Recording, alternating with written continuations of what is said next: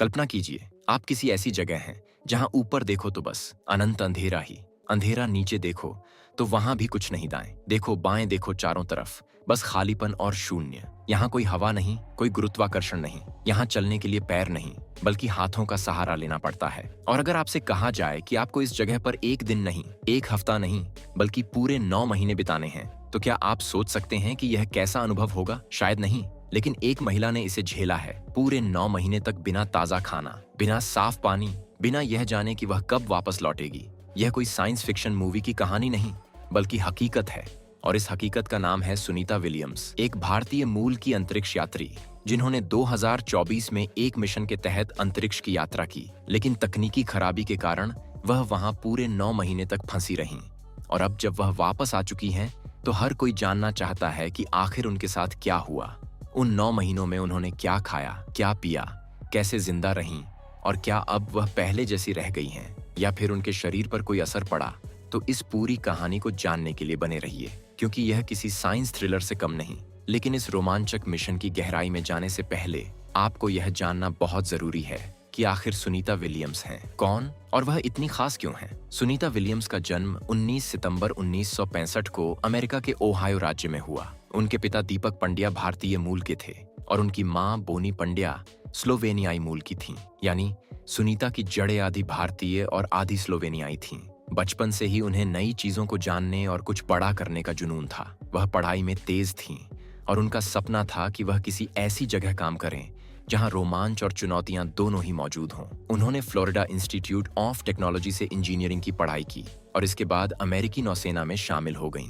वहां उन्होंने पायलट बनने की ट्रेनिंग ली और फिर एक टेस्ट पायलट बनी। यह सब करते हुए उनकी निगाहें हमेशा अंतरिक्ष पर थीं और आखिरकार 1998 में नासा ने उन्हें अंतरिक्ष यात्री कार्यक्रम के लिए चुन लिया और इसके बाद शुरू हुआ उनके अंतरिक्ष मिशनों का सफर। सुनीता पहली बार 2006 में अंतरिक्ष में गई थीं। तब उन्होंने इंटरनेशनल स्पेस स्टेशन यानी ISS में 195 दिन बिताए थे और इस दौरान उन्होंने 4 बार स्पेस वॉक किया था, जो एक महिला अंतरिक्ष यात्री के लिए किसी रिकॉर्ड से कम नहीं था। फिर 2012 में वह दोबारा अंतरिक्ष में गईं और वहां भी कई महत्वपूर्ण प्रयोगों में शामिल रहीं। लेकिन जो हुआ 2024 में, वह उनके जीवन का सबसे कठिन और सबसे खतरनाक अनुभव था। अब आते हैं इस मिशन पर, जिसकी वजह से सुनीता को अंतरिक्ष में 9 महीने तक रहना पड़ा। दरअसल यह मिशन था Boeing Starliner test mission. NASA और बोइंग कंपनी मिलकर एक नया स्पेसक्राफ्ट बना रहे थे जिसका नाम था स्टारलाइनर। इसका मकसद था भविष्य में अंतरिक्ष यात्रियों को सुरक्षित तरीके से स्पेस में ले जाना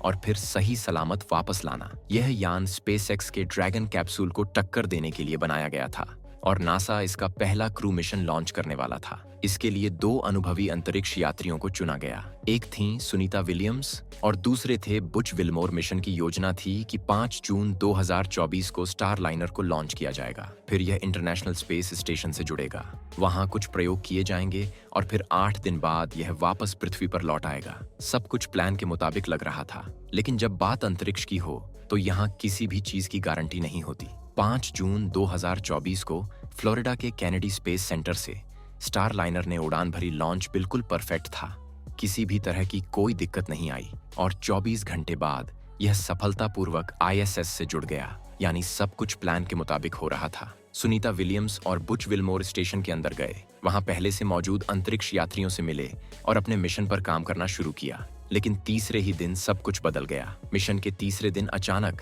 स्टारलाइनर स्पेसक्राफ्ट में एक तकनीकी खराबी सामने आई। इसके प्रणोदन प्रणाली में हीलियम गैस का रिसाव होने लगा। अब यह कोई मामूली समस्या नहीं थी।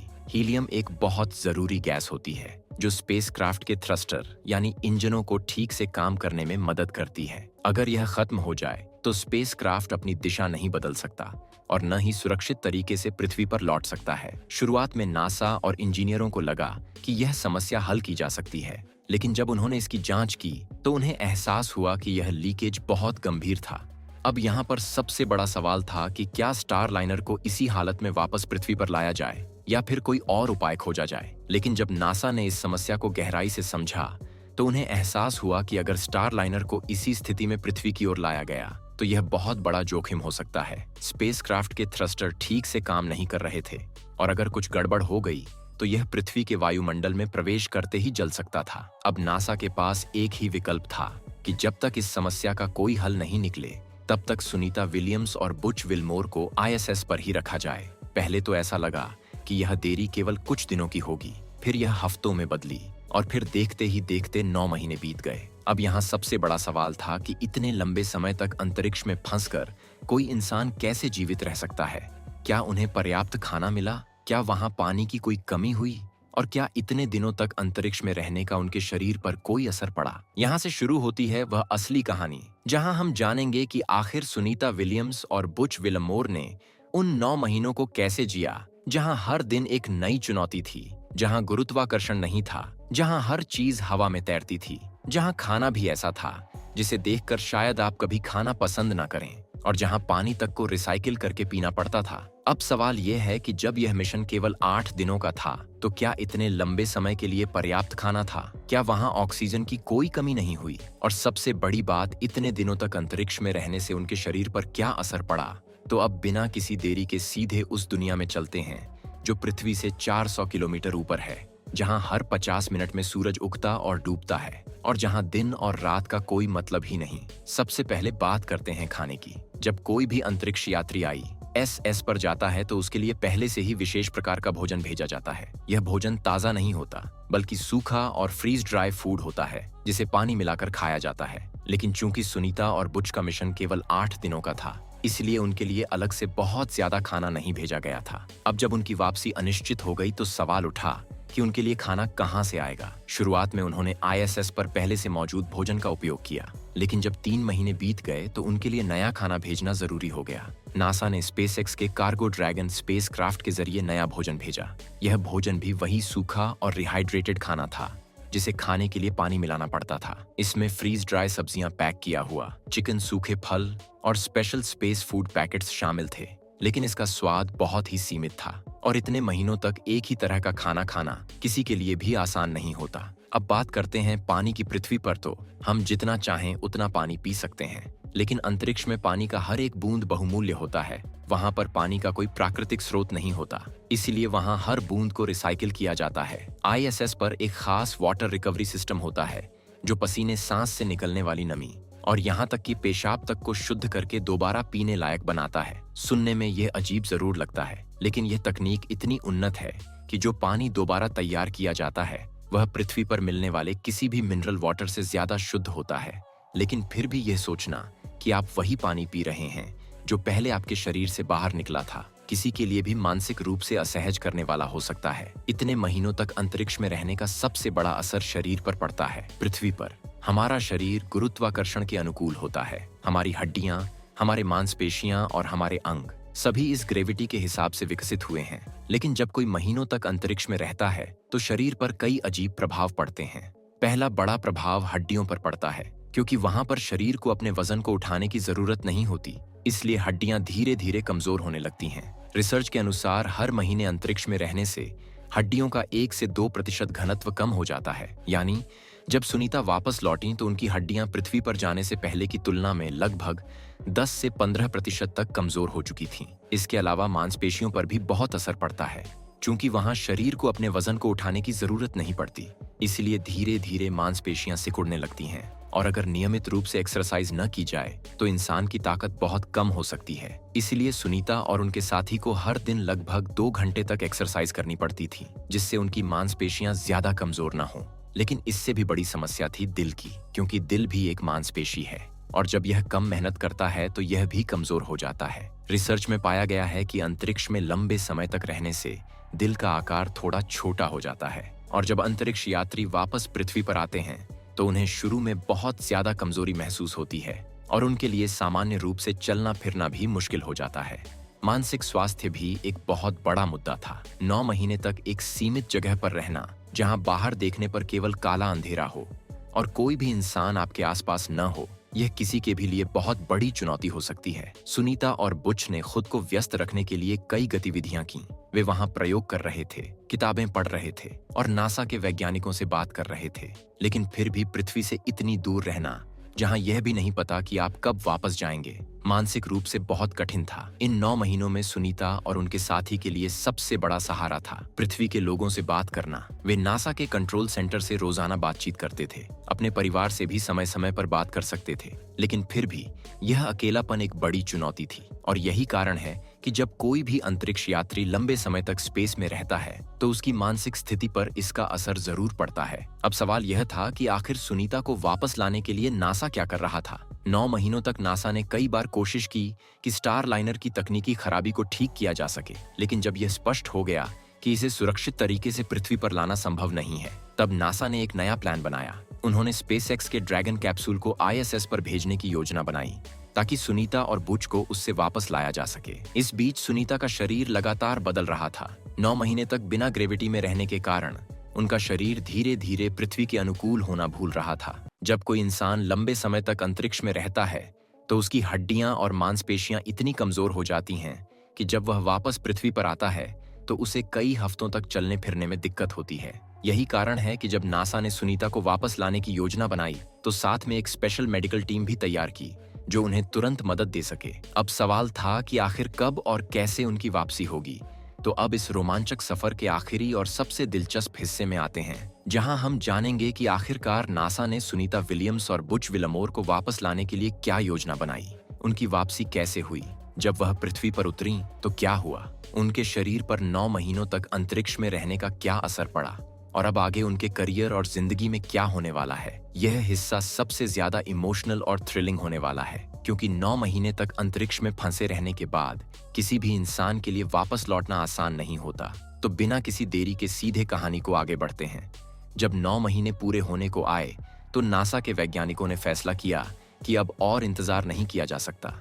सुनीता और बुच को वापस लाने के लिए एक सुरक्षित तरीका निकालना ही होगा। स्टारलाइनर की खराबी को देखते हुए उसे पृथ्वी पर लाना संभव नहीं था, इसीलिए नासा ने स्पेसएक्स के क्रू ड्रैगन कैप्सूल को भेजने की योजना बनाई ताकि दोनों अंतरिक्ष यात्री उसमें बैठकर सुरक्षित पृथ्वी पर लौट सकें। यह कोई आसान काम नहीं था, क्योंकि एक और कैप्सूल को भेजने का मतलब था कि इसके लिए पूरी तैयारी करनी होगी। स्पेसएक्स के इंजीनियरों और नासा के वैज्ञानिकों ने मिलकर यह सुनिश्चित किया कि यह कैप्सूल समय पर और पूरी तरह सुरक्षित तरीके से भेजा जाए।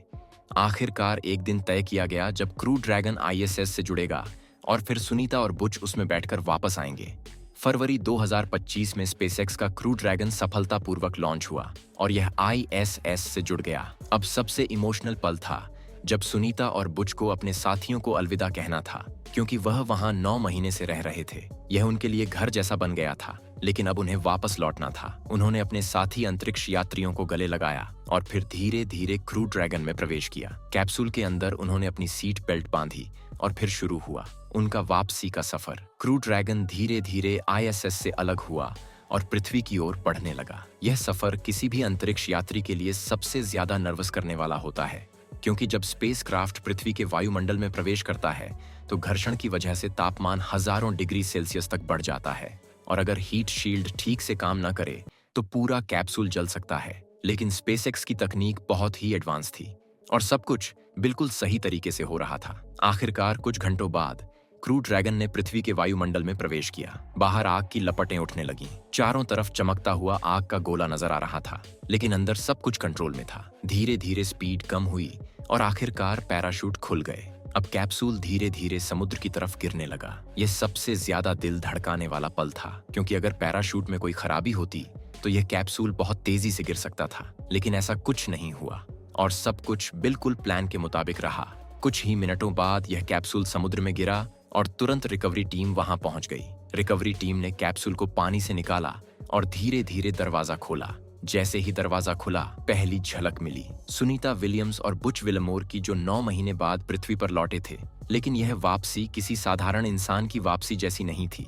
जैसे ही उन्होंने कैप्सूल से बाहर निकलने की कोशिश की, उनका शरीर उन्हें संभाल नहीं पा रहा था। 9 महीने तक बिना गुरुत्वाकर्षण के रहने के कारण उनके पैर इतने कमजोर हो चुके थे कि वे खुद से खड़े नहीं हो पा रहे थे। रिकवरी टीम ने उन्हें सहारा देकर बाहर निकाला और स्ट्रेचर पर लिटाया। यह नजारा बहुत भावुक कर देने वाला था, क्योंकि जो इंसान कभी पूरी ताकत से चलता था, दौड़ता था, अब वह अपने पैरों पर खड़ा तक नहीं हो पा रहा था। उन्हें तुरंत मेडिकल चेकअप के लिए ले जाया गया। डॉक्टरों ने उनकी जांच शुरू की और पाया कि उनके शरीर पर लंबे समय तक अंतरिक्ष में रहने के कारण कई असर हुए थे। उनकी हड्डियां कमजोर हो गई थीं, उनकी मांसपेशियां सिकुड़ गई थीं और उनका दिल भी थोड़ा छोटा हो गया था। डॉक्टरों ने बताया कि उन्हें अपनी पुरानी हालत में वापस आने में कम से कम 6 महीने लगेंगे। अब उनके लिए हर दिन फिजिकल थेरेपी करनी जरूरी थी ताकि उनकी मांसपेशियां और हड्डियां फिर से मजबूत हो सकें। अब सवाल यह था कि क्या सुनीता विलियम्स वापस अंतरिक्ष में जाने के लिए तैयार होंगी या फिर वह अपने करियर से संन्यास ले लेंगी। इस मिशन के बाद सुनीता विलियम्स को नासा से अच्छी खासी रकम मिलने वाली थी। रिपोर्ट्स के मुताबिक उन्हें इस मिशन के लिए लगभग $1.5 मिलियन यानी करीब 12 करोड़ रुपए दिए जाएंगे, क्योंकि यह मिशन जितना खतरनाक था उतना ही महत्वपूर्ण भी था। अब जब वह वापस आ चुकी थीं, तो हर कोई जानना चाहता था कि वह आगे क्या करेंगी। क्या वह दोबारा अंतरिक्ष में जाने का जोखिम उठाएंगी या फिर अपने अनुभवों को नई पीढ़ी के अंतरिक्ष यात्रियों को सिखाने में मदद करेंगी। रिपोर्ट्स के मुताबिक सुनीता अब नासा में एक सीनियर एडवाइजर की भूमिका निभा सकती हैं, जहां वह आने वाले मिशनों के लिए युवा अंतरिक्ष यात्रियों को ट्रेनिंग देंगी। लेकिन यह भी संभव है कि अगर उनका स्वास्थ्य ठीक रहा तो वह भविष्य में किसी और मिशन के लिए फिर से अंतरिक्ष में जाने का फैसला कर सकती हैं। सुनीता विलियम्स का यह मिशन इतिहास में हमेशा याद रखा जाएगा, क्योंकि यह केवल एक मिशन नहीं था, बल्कि यह एक ऐसी परीक्षा थी जिसमें इंसान की इच्छा शक्ति, हिम्मत और वैज्ञानिक प्रगति का परीक्षण हुआ। यह दिखाता है कि अगर इंसान कुछ करने की ठान ले तो वह किसी भी परिस्थिति में खुद को जिंदा रख सकता है। यह कहानी केवल अंतरिक्ष की नहीं, बल्कि इंसानी जज्बे की भी है, जिसने यह साबित कर दिया कि कोई भी चुनौती कितनी भी बड़ी क्यों ना हो, अगर हिम्मत और धैर्य हो तो हर मुश्किल को पार किया जा सकता है। अब जब यह मिशन खत्म हो चुका है तो यह देखना दिलचस्प होगा कि भविष्य में इंसान अंतरिक्ष में और क्या-क्या नई उपलब्धियां हासिल करता है। क्या हम मंगल ग्रह पर बसने का सपना पूरा कर पाएंगे? क्या भविष्य में लोग छुट्टियों में चांद पर घूमने जा सकेंगे? और क्या हम कभी किसी और ग्रह को अपना घर बना पाएंगे? यह सब भविष्य के गर्भ में छिपा है। लेकिन एक बात तय है कि सुनीता विलियम्स जैसी अंतरिक्ष यात्री हमेशा हमें प्रेरित करती रहेंगी कि कोई भी सपना इतना बड़ा नहीं होता जिसे पूरा न किया जा सके। तो यह था सुनीता विलियम्स के 9 महीने तक अंतरिक्ष में फंसे रहने की कहानी। यह सफर जितना रोमांचक था उतना ही खतरनाक भी था, और उम्मीद है कि इस वीडियो को देखने वाले हर इंसान को यह एहसास होगा कि अंतरिक्ष में जाना केवल एक रोमांच नहीं, बल्कि इंसानी शरीर और दिमाग के लिए एक बड़ी चुनौती भी है। और यह चुनौती केवल उन्हीं के लिए होती है जो हिम्मत और हौसले के साथ सितारों को छूने का सपना देखते हैं। तो दोस्तों, आज के लिए बस इतना ही। अगर आपको यह वीडियो पसंद आया हो तो इसे लाइक जरूर करें और अपने दोस्तों के साथ शेयर करें, ताकि उन्हें भी पता चले कि अंतरिक्ष में रहना कितना चुनौतीपूर्ण होता है। और अगर आप ऐसी ही और मजेदार और रोमांचक कहानियां देखना चाहते हैं तो हमारे चैनल को सब्सक्राइब जरूर कर लें। और हाँ, कमेंट में बताइए कि अगर आपको मौका मिले तो क्या आप अंतरिक्ष में जाना चाहेंगे या नहीं, और अगर हाँ तो कितने दिनों तक वहां रह सकते हैं। आपकी राय जानकर बहुत मजा आएगा। तो मिलते हैं अगली वीडियो में एक और दमदार और जबरदस्त कहानी के साथ। तब तक के लिए जय हिंद।